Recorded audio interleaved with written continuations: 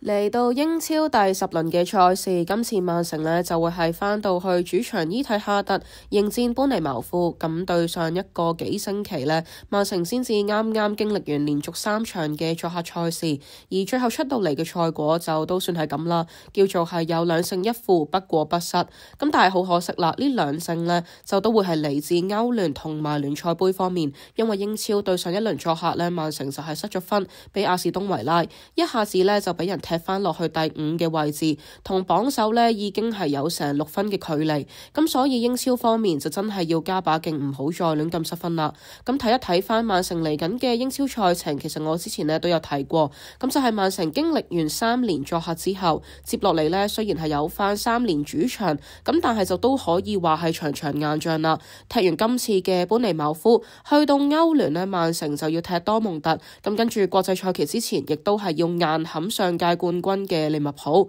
而國際賽期返嚟之後呢，就都唔見得會好幾多，因為第一場呢已經係要即刻去到聖詹士公園作客紐卡素，咁所以單論賽程嚟緊4場波可以拎到幾多分呢，就都好難講。尤其係英超方面，如果再連續失分嘅話呢，應該都接近可以提前宣布退出爭冠行列。咁所以又係嗰句啦，開翻個靚頭呢就好緊要。咁耐冇翻到去主場，就都一定呢會想踢翻場勝仗，踢翻起個士氣啦。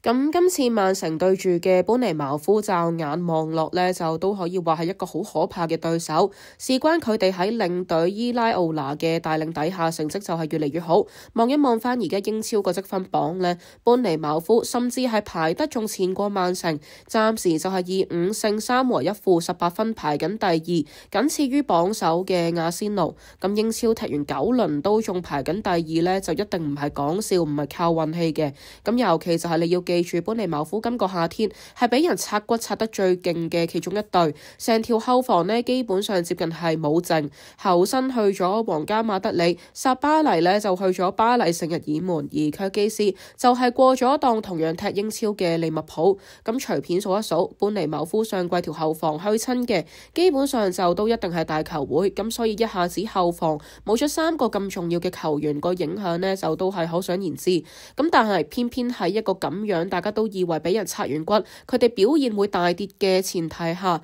般尼茅夫今季開出嚟呢，成績竟然就係要比去年要好。咁之所以會有呢個結果，除咗係領隊嘅功勞之外，亦都當然係因為轉會上面般尼茅夫都係做得非常好，係有做翻相對應嘅補強啊。咁今個夏天佢哋買得翻嚟嘅人呢，基本上都係啱用噶啦。後防上面呢，中堅就買咗戴亞傑迪同埋米洛薩夫列維奇，咁左閘呢就有杜法特，而後防唯一冇俾人拆嘅右閘呢，就都順便補強埋，從 AC 米蘭外借走咗阿力斯基文尼斯，咁之後再加埋門將就都買埋車路士嘅氣將帕杜域，咁所以般尼茅夫而家條防線呢，絕對就係煥然一新，亦都唔見得係對比過去一季有信息幾多。咁雖然就話侯辛或者卻基斯對於般尼茅夫左路個進攻呢，就係相當重要，咁但係伊拉奧拿呢，就都係有走翻個人腳去微調自己嘅戰術，例如就係一對閘冇再推得咁前，有時呢就都會回後翻增加龍門傳球嘅路線，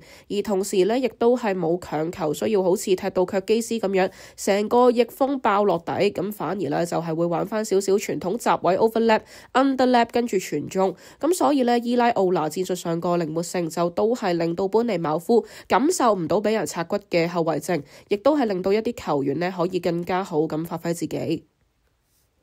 咁好啦，講到今季般尼茅夫最受惠嘅球員，當然唔使講啦，一定係上季已經提住話好勁嘅斯曼友啦。咁今季呢，絕對就係佢大爆發嘅一年啦。睇翻佢而家英超嚟到只係第9輪，已經呢係有成6個入球，排緊射手榜嘅第2，只係少過呢屬於唔同宇宙嘅夏蘭特。而助攻方面，佢亦都係有成3個，咁就係排緊全英超嘅第4。咁所以你隨便數一數，般尼茅夫今季英超16個入球，斯曼友呢就參參與咗9個，係超過一半嘅，絕對咧就係佢哋進攻上面最大嘅威脅來源。咁嗱，斯曼有勁，你如果有留意開英超咧，可能就都一定會知道，唔使我講噶啦。咁不過另外一個般尼茅夫你需要注意嘅咧，就仲有呢個19歲嘅中鋒伊利古魯比。咁雖然咧就話佢只係伊雲里神受傷底下先至有份參與多啲比賽，咁但係佢最新2場有得踢正選呢，就全部都有波入，對住水晶宮更加係要梅開二度。而9月底嘅時候，作客列斯聯呢，更加係後備入替，踢得10分鐘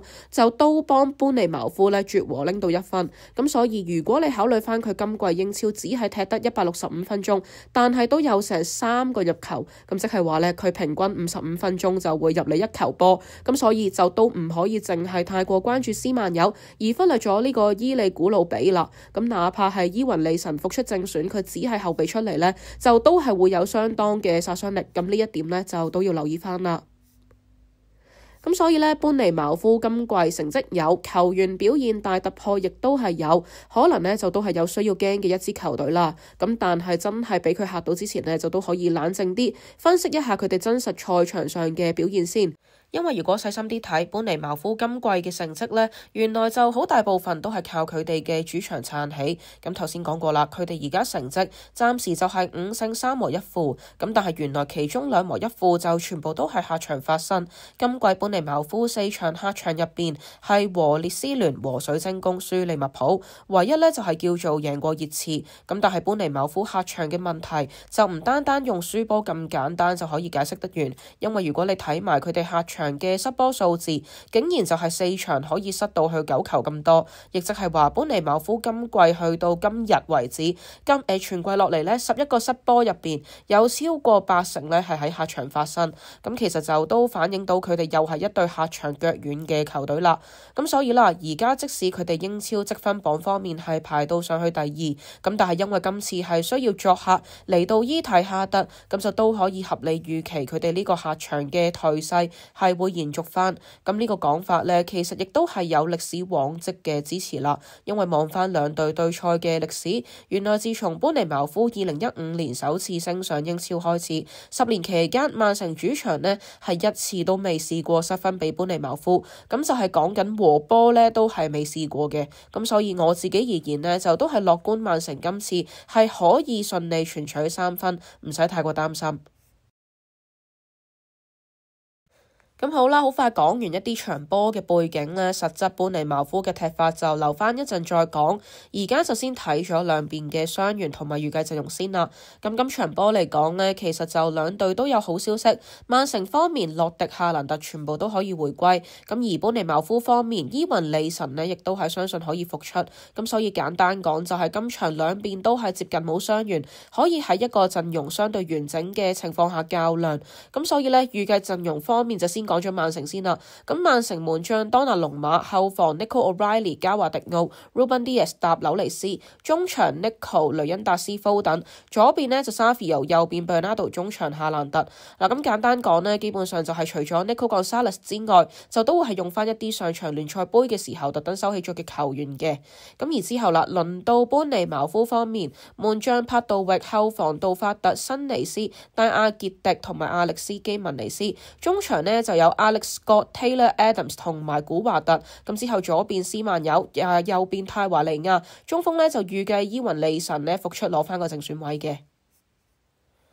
嗱，咁般尼茅夫呢場波呢，呢隊波呢，咁頭先呢就好似講到佢哋客場呢，好似好不堪咁樣啦。咁但係佢哋客場輸波就還輸波。咁不過原來就4場客場呢，都同樣係有波入嘅，哪怕係作客去到晏菲路都照樣入2球。咁所以雖然唔會估佢哋作客贏到曼城，咁但係今次佢哋嚟到伊蒂哈德，相信要入翻1球呢，就都不是問題。咁般尼茅夫呢隊波戰術上嚟講，今季最大嘅特色呢，就一定係佢哋個壓迫嘅強度啦。咁呢一方面呢，佢哋應該係冠絕英超，而且亦都係因為佢哋有效嘅壓迫，係好多時令到對手無可奈何地呢，係只能夠靠放長傳嚟到去突破。咁或者呢，呢個亦都係點解佢哋主場係會比較強勢嘅原因啦。咁始終主場本身體力會比較充足，而且氣勢上面呢，亦都係容許踢得放啲，係會更加放大咗佢哋本身壓迫個優勢。咁所以曼城今場維唔維持到自己本身個節奏，抗壓性夠唔夠高呢，就會好重要啦。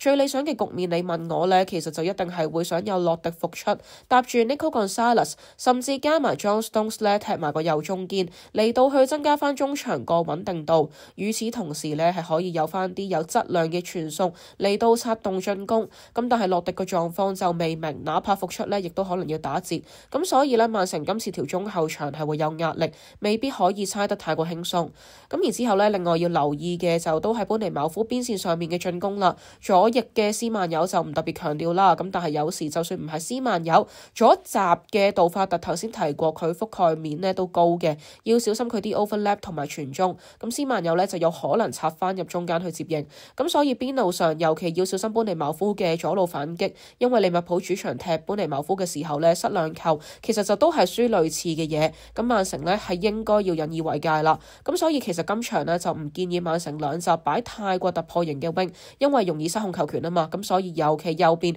用翻 Bernardo 呢就會比較理想嘅。咁之後另外頭先亦都有提到過，假設伊雲利神正選復出，般尼茅夫後備呢就仲有個好入得嘅後生仔伊利古魯比。咁所以呢，今場都驚尾段係有變數。般尼茅夫近期作客尾段呢，就尤其係多波入嘅。咁好似對住列斯聯啦，就93分鐘絕和，而對住水晶宮呢，亦都係89分鐘都仲有波入。咁所以呢，又係會希望拉開多啲優勢入去尾段嘅一場比賽啦。咁不過同好多早排曼城踢過嘅球隊一樣，通常呢啲尾段有波入嘅球隊呢，自己尾段亦都係比較容易失手。咁般尼茅夫呢，就都係有呢個傾向，尤其係作客嘅時候，因為對住利物浦，佢哋就88分鐘之後先連失兩球啦。咁而對上一場作客水晶宮，除咗話係尾段輸12碼俾人絕和之外，其實去到比賽最後一刻呢，就仲有馬迪達黃金機會射失，般尼茅夫呢先至叫做勉強可以守得住一分。咁所以如果今場 Shaqiri 呢注定係踢後備嘅情況下，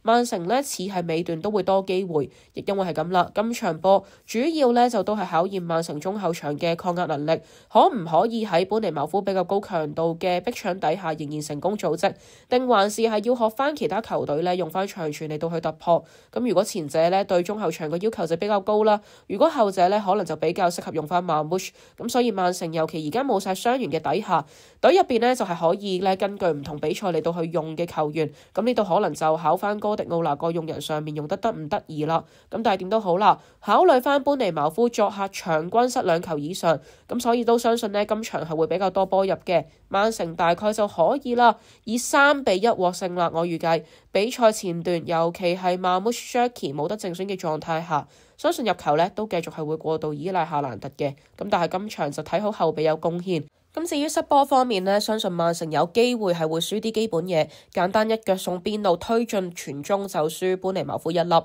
但係講到尾啊，相信般尼茅夫都係失多過入嘅，曼城全取3分應該冇難度。咁就睇下呢，今場又會有啲咩發展啦。咁而家呢，暫時就先講到呢度先，有啲咩呢都係留翻賽後再講。咁而最後呢，亦都提醒翻大家，如果未 follow 我哋 Instagram 嘅呢，記得 follow 翻啦。我哋喺每一場嘅賽前、賽場休息時間同埋賽後咧都會有一啲臨場嘅分析嘅。咁另外，如果中意呢條片嘅，歡迎你俾個 like 啦，或者 share 俾身邊嘅朋友睇。未 subscribe 我哋嘅觀眾記得 subscribe 翻，同埋開翻著個鐘仔，接收翻我哋嘅最新資訊。咁我哋咧下條片再見，多謝晒大家，拜拜。